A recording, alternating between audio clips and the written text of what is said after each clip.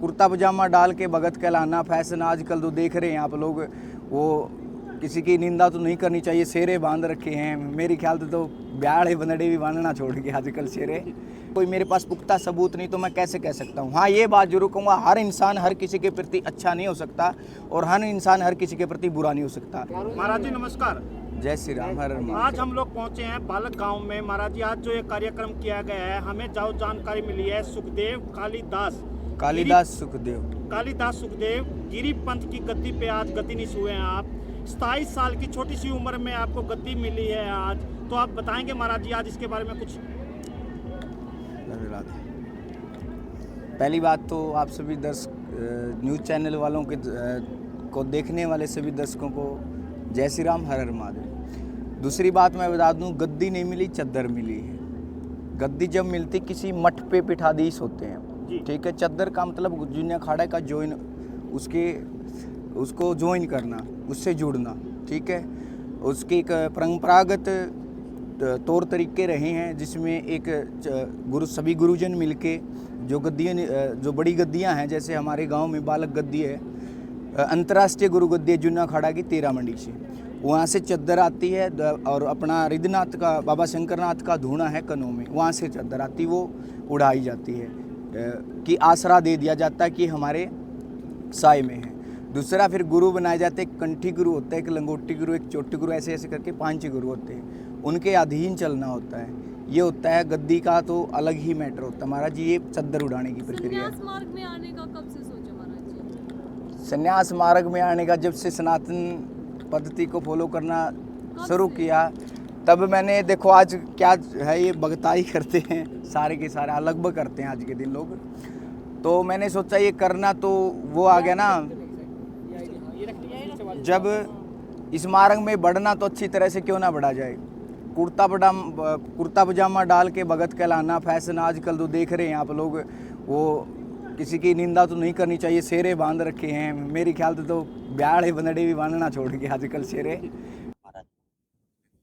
कालिदास महाराज को जो हमने चादर उड़ाकर आज इस जो स्थान देवता व जो पीठ है उसके जो हवन तागे जाड़े अनंत प्रकार से फलीभूत हों, ऐसी देवी माता की कृपा इनकर बनी रहे।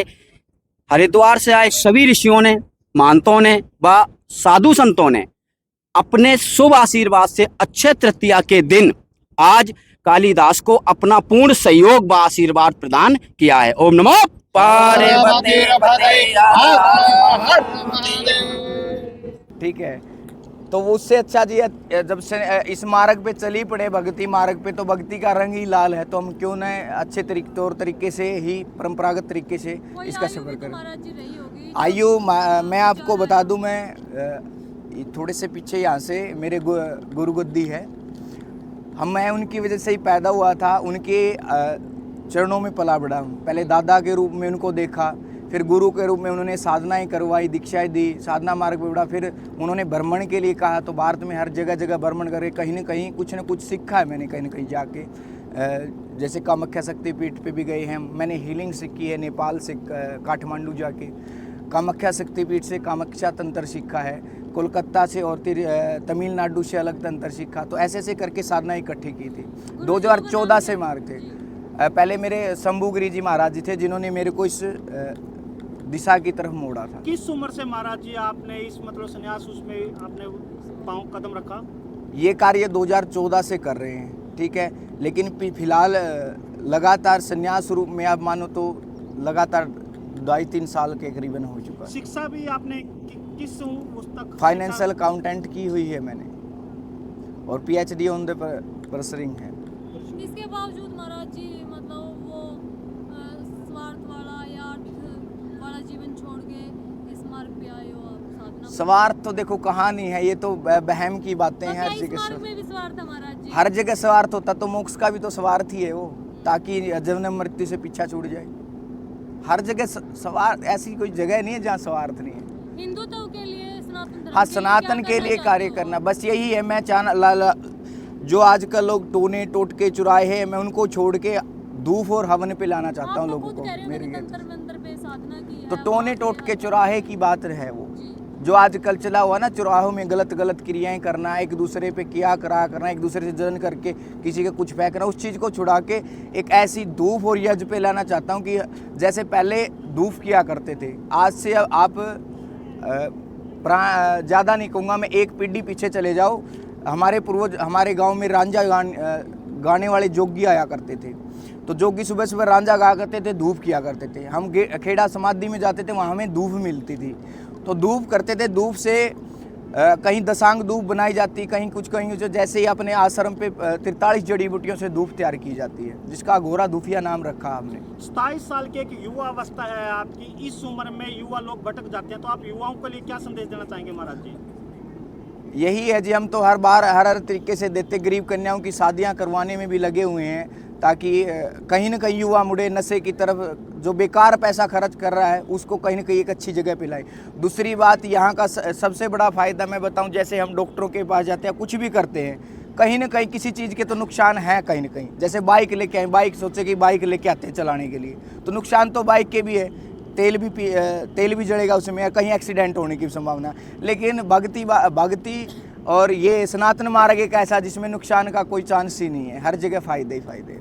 आज हजारों की संख्या में साधु यहाँ पहुंचे हुए थे, कहाँ से आए थे? ये जुन्ना खाड़ा से सभी समस्त साधु थे जी।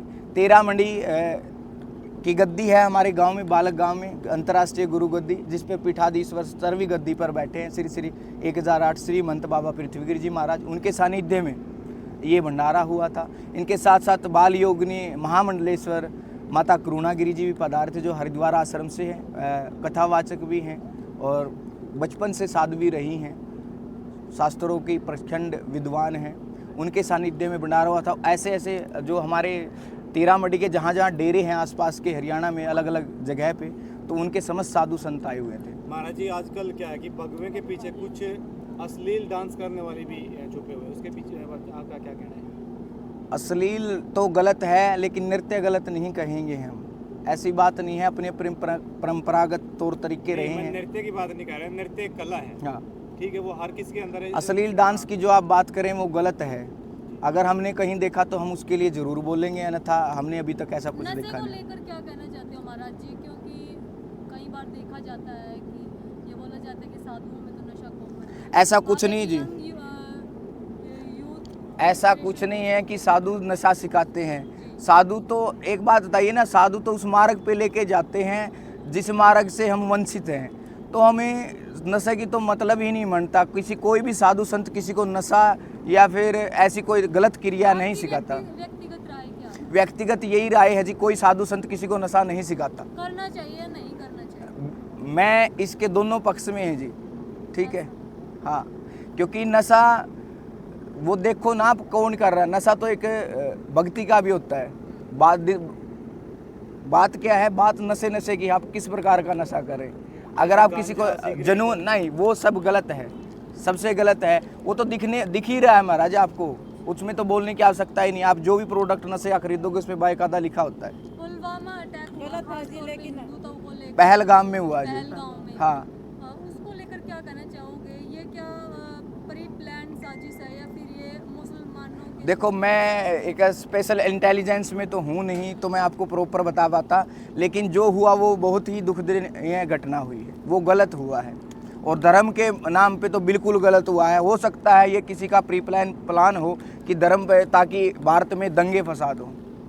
आज आपको जो ये चद्दर उड़ाई गई है, जो चद्दर दी गई है, इसमें आगे आपका समाज के प्रति क्या रहेगा रुझान? समाज के प्रति यही है जी, इसका फर्ज यही होता है समाज को सनातन धर्म के बारे में प्रचार प्रसार करना, और जो ये धर्म रूपांतरण हो रहे हैं उनके लिए उनको समझाना, रोकना, और हर तरीके से सनातन के बारे में पता है धर्म रूपांतरण क्यों हो रहे हैं, लोग भ्रमित क्यों हो रहे हैं, क्योंकि उनको प्रॉपर तरीके से उसके बारे में अवगत नहीं कराया जाता, इसलिए लोग भटक रहे हैं। उनके भटके हुए को जहाँ तक कोशिश होती गुरु मर्यादा पे चलते हुए राह दिखाना, यही प्रयास रहेगा।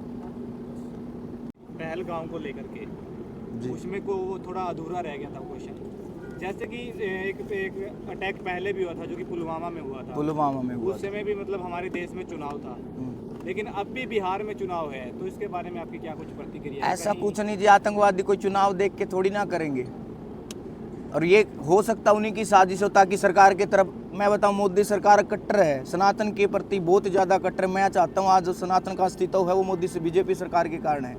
हो सकता है वो यही चाहते हो कि चुनाव के टाइम पे ऐसा कुछ किया जाए जिससे उनकी सरकार पे शक के दायरे में आए और चुनाव से एक बड़ा हार हुई। सवाल महाराज जी पूछना चाहते हैं, जूना अखाड़े के साधु तो खास तौर पर माना जाता है जब भी युद्ध की स्थिति आती है तो शस्त्र और अस्त्र दोनों महाराज तैयार रहते हैं। क्या अब अगर समय आया देश के लिए बिल्कुल क्या तैयार हो? बिल्कुल तैयार है। हमारा जूने खाड़े का नारा ये एक हाथ में माला दूसरे में भाला। बिल्कुल तैयार रहेंगे जब अगर भी युद्ध- देश को किसी युद्ध भी जैसी तरीके से। स्थिति बनी तो आप युद्ध में जाने के लिए बिल्कुल जी, अभी तक शास्त्र पे चल रहे हैं, जब तक लोग भटक रहे हैं। अगर ऐसी कोई नौबत आई शस्त्र की तो भी उठाने के लिए समय पे तैयार है जी। और शस्त्र तैयार हैं, तैयार होंगे नहीं, तैयार हैं, रखे हैं। हाँ जी। कल एक बड़ा विवाद चला हुआ है साधु समाज को लेकर के। जैसे ही आपको पता होगा पिछले कुछ दिनों से जो सुकराईनाथ मामला है बड़ा गंभीरता के साथ में, और जो आसपास के गांव है वो भी अभी धीरे धीरे पट्टे पे ऊपर आते जा रहे हैं, तो इसके बारे में आपकी क्या कुछ प्रतिक्रिया है? देखो जी, प्रॉपर मैं एक बार मिला हूँ उनसे, तो मेरे साथ बहुत अच्छा व्यवहार रहा है, बातचीत हुई उनसे बहुत अच्छी रही है। जब तक मैं उसको बिल्कुल करीब से नहीं देख लेता तो मैं कैसे, कोई मेरे पास पुख्ता सबूत नहीं तो मैं कैसे कह सकता हूँ। हाँ, ये बात जरूर कहूँगा, हर इंसान हर किसी के प्रति अच्छा नहीं हो सकता और हर इंसान हर किसी के प्रति बुरा नहीं हो सकता। ना ही हर इंसान में हर तरह की क्वालिटी हो सकती। किसी में कोई ना कोई कमी अवश्य होती है। सब में है, कोई पूर्ण नहीं, पूर्ण एक परमात्मा है, इसके अलावा कोई नहीं। उसके और मैं तो एक बात मानता हूँ, किसी के अवगुण देखने से पहले उसके गुण क्यों ना देखे जाए। अगर उसका गुण देखना शुरू करो तो अपने आप में खुद में जो गुण है वो दिखने शुरू हो जाएंगे। एक बड़ी बात और है महाराज जी, पहले ये कहा जाता था कि बहता पानी और योगी साधु महात्मा कभी एक जगह पर स्थायी नहीं रहते। आज जो ये वो system नहीं बना हुआ है, नहीं नहीं, ये आपने ये कहावत सुनी है, प्रॉपर तरीके से जानकारी नहीं है। वो रमते जोगी होते हैं जी। जोगियों में अलग अलग तरह के होते हैं, जैसे नाथ होते हैं, गिरी होते हैं, पुरी होते हैं, अलग अलग ऐसे ही रमते जोगी होते हैं जो एक जगह स्थिर नहीं रहते। जो मठों पे मठाधीश है ना, तो वो प्रॉपर एक गद्दी नशीन होते हैं, वो एक जगह स्थायी रहेंगे। अब खाड़े को चलाने वाला एक जगह स्थायी नहीं रहेगा तो वो कैसे पूरे देश में घूमता फिरेगा। और इस साइड कोई विवाद हो गया, खाड़े को किसी उसकी जरूरत पड़ गई तो कहाँ घूमते फिरेंगे, उनको कहाँ देखते फिरेंगे। अति जरूरी जी, हर तरीके से हर चीज़ें जरूरी है। ये कहावत है, ये कहावतें बनाई गई है उनके लिए बनाई गई है। क्या हर पानी बहता होता है? आप मुझे बता दीजिए। गांव में तालाब होते हैं, वो पानी स्थिर है, वो तो पानी तो फिर बहता, अच्छा उसको भी बहाओ। स्थिर घरों में हुआ पानी के बारे में ये कहा जाता है, हालांकि ये अगर हम इसको विस्तार में लेंगे तो बहुत लंबा हो जाएगा। हाँ। ये कहते हैं कि अगर बहता है पानी तो उसमें बैक्टीरियल इन्फेक्शन या ऐसा उसकी कुछ- मतलब क्वालिटी अच्छी होती है बहते, अगर वो स्थायी हो जाएगा तो काई लग जाएगी। ऐसी तरह से अगर कोई भी समय नहीं, ऐसा कुछ नहीं जी। हर साधु का अपना अस्तित्व होता है, हर साधु की मर्यादाएं होती हैं। आपके अपने व्यक्तिगत हाँ जी। विचार हो सकते हैं। जी।